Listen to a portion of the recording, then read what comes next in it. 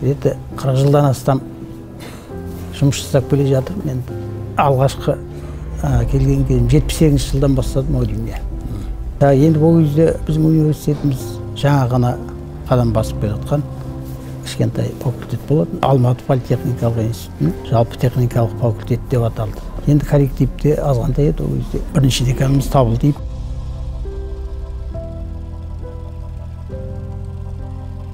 Осы біздің бала шағамыз, немере шөбереміз барлығы осы сіздің университетті оқып бітірді. Осыдан 2 жыл бұрын үлкен немерем бітірді. Алдыңғы жыл қызым бітірді юридический факультетін қызыл дипломменен. Биыл және немерем түсті. Финансы аудит. 16-шы ұрпақ Базарбаевтарды бітірген. Өңіріміздегі жалғыз университет, ол университеттің жан-жақты жетілген заманауи барлық талаптарға сай келетін, жастарға өзінің жаңа қалаған саласынан білім беретін үлкен ордалы білім ордасы болса дейміз ғой. Сендердің дайындаған мамандарың біздің егемен республикамыздың түкпір-түкпірінде абырайлы үлкен лауазым жұмыстарда жүр. Даже біздің министерстводегі жігіттерді осы жерде бітірген. Кешегі әкім Серікбай Тұрым осы университетті бітірген. Қазіргі Ниязов қалаңыздың әкімі осы университетті бітірген. Біздің қаладағы қазіргі Ибағаров Мақсат Оңғарбайұлы қаланың әкімі Жаңаөзеннің осы университетті бітірген.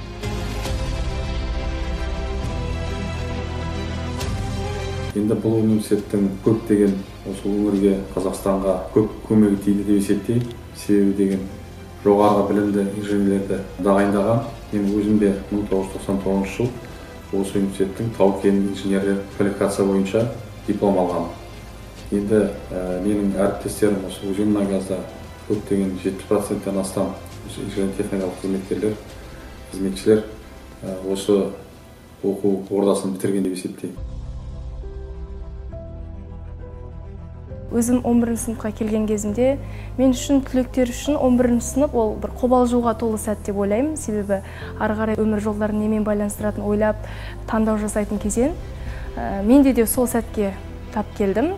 Сол кезде университеттерді қарап отырғанымда, қай университет даму үстінде дегенге қарадым. Себебі мысалы көп университеттер осы күнге дейін дамып, өзінің заңдары орныққан, ал дамып жатқан университеттің ішінде прогресс болады да, алға жол. Сөйтіп, мен осы университеттің қарқыны ұнады маған, студенттік өмірі, жалпы техникалық базовый жақтары, ішкі белсенділіктері.